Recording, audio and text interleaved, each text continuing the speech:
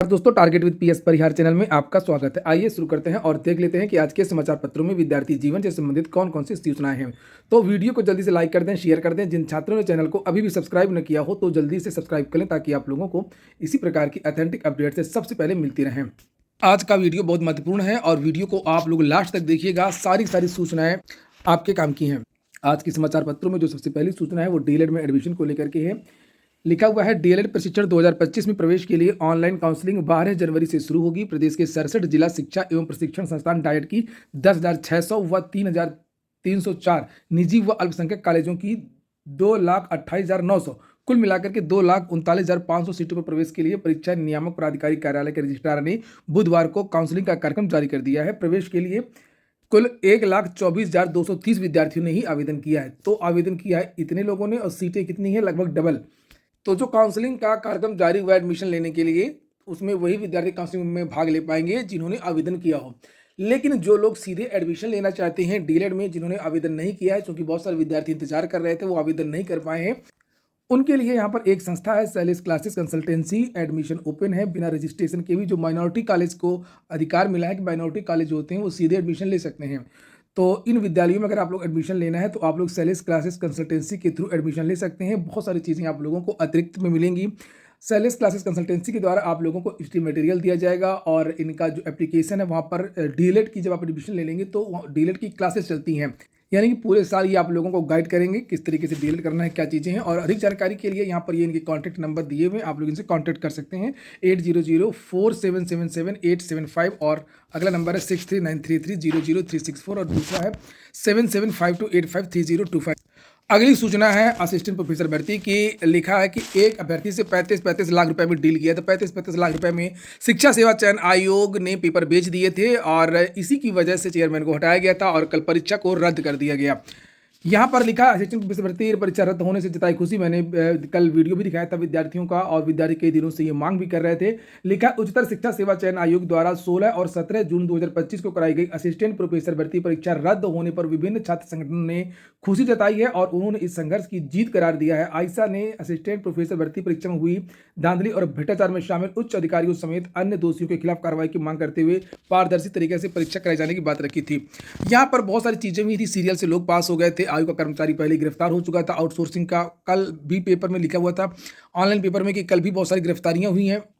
ऐसी फर्जी परीक्षा हुई थी। सीसीटीवी कैमरा नहीं था परीक्षा केंद्रों में और परीक्षा केंद्र में 45 मिनट पहले पहुंचने की बाध्यता थी। विद्यार्थी ने यह भी आरोप लगाया था कि समान अध्ययन में पाठ्यक्रम से बाहर के प्रश्न भी पूछे गए थे। और सबसे बड़ी बात यहाँ पर थी रेंडमाइजेशन ना होना। असिस्टेंट प्रोफेसर भर्ती परीक्षा में रेंडमाइजेशन ना होना। जैसे आवेदन डाला था सीरियल से, वैसे रोल नंबर मिल गया था और वैसे ये लोगों ने परीक्षा ये लोग बैठ गए थे। मतलब ये था कि पूरा जैसे ये लोग नियुक्त हुए थे, नए नए चेयरमैन के जो भी अधिकारी आए थे, कर्मचारी आए थे, इन्होंने बिल्कुल लूट मचा रखी थी और पहली ही परीक्षा में आयोग को इन लोगों ने बदनाम कर दिया। इसीलिए लिखा हुआ है कि निष्पक्ष जांच के उद्देश्य से प्रोफेसर कीर्ति पांडेय से लिया गया था त्यागपत्र। परीक्षा निरस्त कराने को लेकर के अभ्यर्थियों ने किया था प्रदर्शन। बताया जा रहा है कि मुख्यमंत्री ने तुरंत ही संज्ञान में ले लिया था और मुख्यमंत्री इसकी गोपनीय जांच कर रहे थे। गोपनीय जांच के आदेश दिए थे और जैसे रिपोर्ट मिली वैसे इस परीक्षा को मुख्यमंत्री जी ने रद्द कर दिया। लेकिन बात यह है कि ये जो अधिकारियों को हटाया गया, तबादला किया गया, इन अधिकारियों के खिलाफ कार्रवाई क्यों नहीं हुई? बड़ी कड़ी कार्रवाई क्यों नहीं हुई? इनका तो तबादला किया गया तो एक तरीके से प्रमोशन है, यहाँ से हटा करके ये जहाँ रहेंगे वहाँ करेंगे, तो ये सरकारी पद पर रहने के लायक नहीं है। लिखा है भर्ती परीक्षा के दूसरे दिन ही बहुत सारी सूचनाएं लिखी हैं असिस्टेंट प्रोफेसर भर्ती को लेकर के। भर्ती परीक्षा के दूसरे दिन से ही शुचिता पर उठने लगे थे सवाल। परीक्षा निरस्त होने पर छात्रों ने केक काट करके जश्न मनाया। पहली ही परीक्षा में फेल हो गया था नवगठित आयोग। और यहाँ पर उन छात्रों की तस्वीरें जिन्हें आप लोग यहाँ पर देख सकते हैं, ये देखिए, यहाँ पर ये छात्रों के नाम भी लिखे हुए। जब से पेपर हुआ था तब से हम लोग भ्रष्टाचार के खिलाफ लड़ रहे थे। इस मौके पर डॉक्टर अरविंद उपाध्याय, आशुतोष पांडे, ब्रजेंद्र सिंह मनीष, अभिषेक मिश्रा, राजेंद्र पटेल और अभिजीत सिंह आदि उपस्थित रहे। इनको हटाया जाए। ये भ्रष्ट परीक्षा नियंत्रक है। भ्रष्ट परीक्षा नियंत्रक को आयोग में नहीं रहने दिया जाएगा मित्रों। अगर ये कराए रहेगा तो टीजीटी पीजीटी में भी सीटें कम है। आप देख रहे हैं विज्ञापन वर्ष 2022 में असिस्टेंट प्रोफेसर में फिर ये व्यक्ति भ्रष्टाचार कराएगा। लगातार हमारे सपनों के अरमानों को अगर कुचलने की कोशिश की जाएगी तो हम कुचलना जानते हैं। लेकिन इसके लिए मैं माननीय मुख्यमंत्री उत्तर प्रदेश को धन्यवाद देना चाहता हूँ। लेकिन उसके साथ परीक्षा नियंत्रक देवेंद्र प्रताप सिंह को भी तत्काल शिक्षा सेवा चयन आयोग से हटा दिया जाए।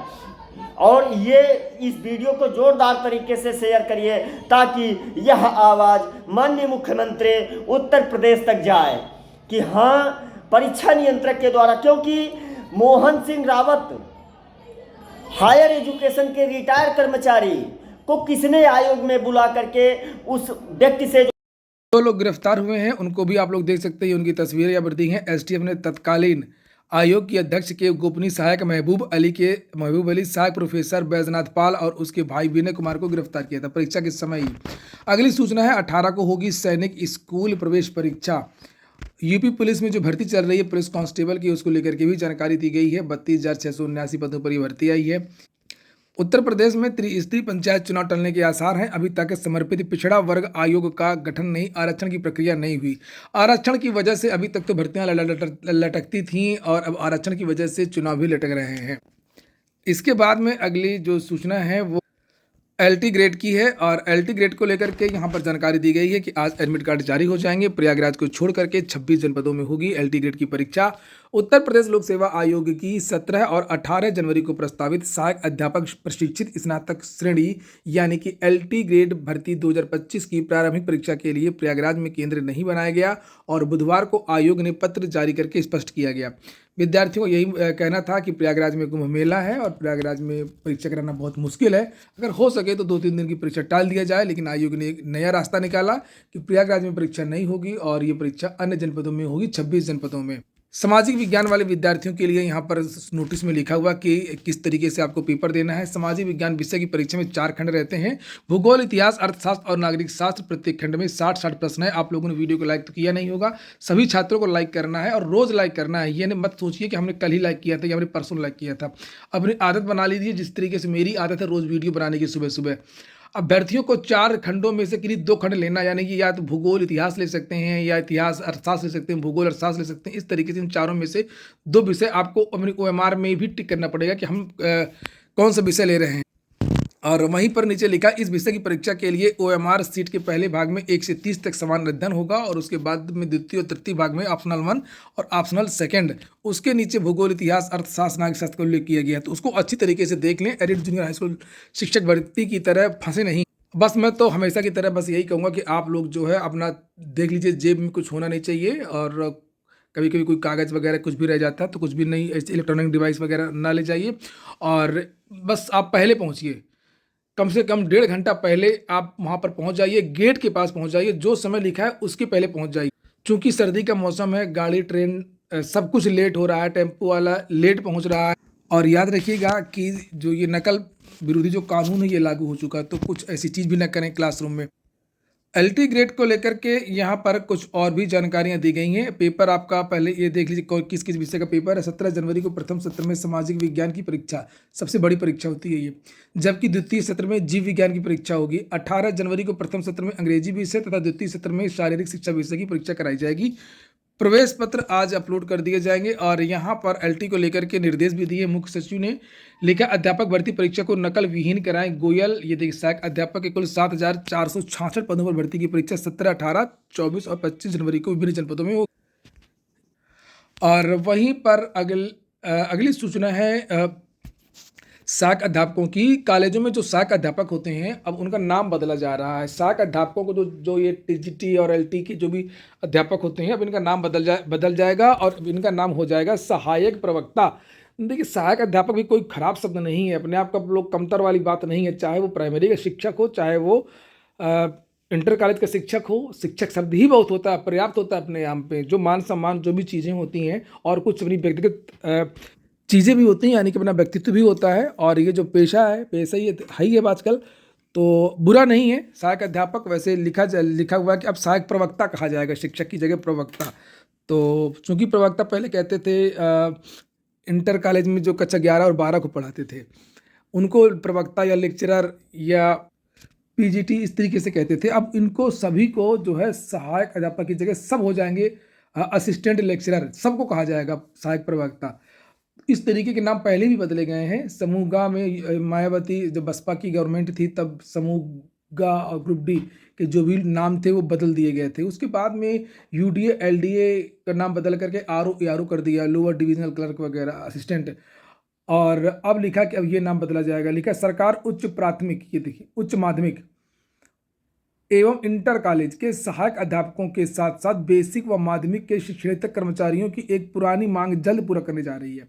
आने वाले समय में उच्च माध्यमिक इंटर कॉलेजों के सहायक अध्यापकों का पदनाम जो है अब सहायक प्रवक्ता हो जाएगा। ये देखिए, ये किनका नाम? उच्च माध्यमिक इंटर कॉलेजों का।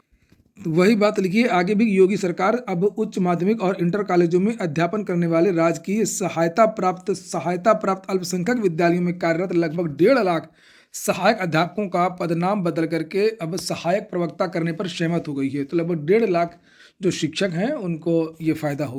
अच्छा, आप लोग कमेंट बॉक्स में बताइए आपको क्या अच्छा लगता है, सहायक अध्यापक या सहायक प्रवक्ता? लेखपालों को अपने हलके में रहने के लिए मिलेगा कमरा। एक पत्र वायरल हो रहा था, मैंने कल इसको लेकर के वीडियो भी बनाया था, उसको लेकर के जानकारी दी गई है। यहाँ पर ये देखिए लिखा है कि शासन ने एक कमरा दिलाने का निर्देश दिया है, पंचायत भवन में खाली कमरा देने का सुझाव। और लिखा है कि ये इसलिए किया गया है कि लेखपाल अपने हलके के पास रहें और रात बिरात किसी समस्या आने पर वहाँ जाएं और उसका समाधान कराएं। कई मामलों में से देखा गया कि रात के वक्त जमीन विवाद गहरा जाता है, जबकि जगह न होने के कारण लेखपाल दूर रहते हैं। मुक्त विश्वविद्यालय में जनवरी सत्र के लिए एडमिशन शुरू हो गए हैं। UPRTOU से जिन विद्यार्थियों को एडमिशन लेना है डिस्टेंस एजुकेशन के द्वारा, तो वो सभी विद्यार्थी एडमिशन ले सकते हैं। कुलपति प्रोफेसर सत्यकाम ने कहा कि UGC गाइडलाइन के अनुसार छात्रों को अपनी अपार ID, ABC ID और UGC डेव ID बनाने के बाद ही प्रवेश मिलेगा। बहुत मामला सख्त हो गया है, अब नहीं लोग 2-2 बार BA कर पाएंगे या 2-2 बार हाई स्कूल कर पाएंगे। सारा का सारा रिकॉर्ड आधार की तरह पूरा ऑनलाइन हो रहा है। ये अपार ID से आप लोग अब अगर एक बार अपार ID बन गई तो वही रिकॉर्ड आपका मान्य होगा, फिर चाहे आप जो करिए वो मान्य नहीं होगा। और आपका जब इसमें आप एडमिशन लेंगे तो उसके पहले आपके सारे डॉक्यूमेंट्स वहाँ पर देने होंगे। जनवरी 2026 सत्र में 24 स्नातक, 6 स्नातक, 4 जागरूकता, 7 डिप्लोमा और ये सब जो है कार्यक्रम शुरू हो रहे हैं। तो अब दिनों दिन सख्ती हो रही है और सही भी हो रहा है। 2-2 बार BA, 3-3 बार BA कहीं कुछ लोग गलती से करते थे और बाद में फंस जाते थे। UG के 25 पाठ्यक्रमों में CUET से होगा प्रवेश, तो CUET के एडमिशन भी चल रहे हैं, उसको लेकर के भी जानकारी दी गई है। ये हो गया आज का वीडियो आपको अच्छा लगा हो, आपके काम का हो तो लाइक अवश्य कर दें। जिन छात्रों ने चैनल को सब्सक्राइब न किया हो सब्सक्राइब कर लें। पूरा वीडियो सुनने के लिए बहुत बहुत धन्यवाद।